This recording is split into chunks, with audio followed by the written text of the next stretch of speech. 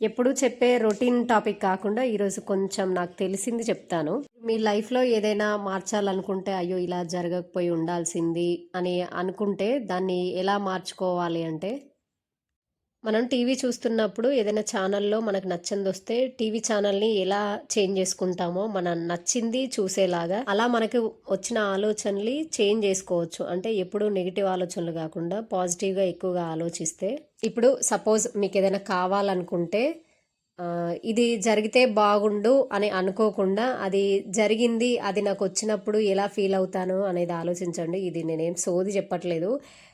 సైంటిఫికల్‌గా prove ఉన్న మాటలు నుంచి నేను చూసి, విని నేను ఎక్స్‌పీరియన్స్ అయింది చెప్తున్నాను. మరి మీ లైఫ్‌లో ఏం మారింది అని నన్ను మీరు క్వెషన్ చేయొచ్చు. ఆ క్వెషను, ఆ డౌటు అనేది పక్కన పెట్టండి ఫస్ట్.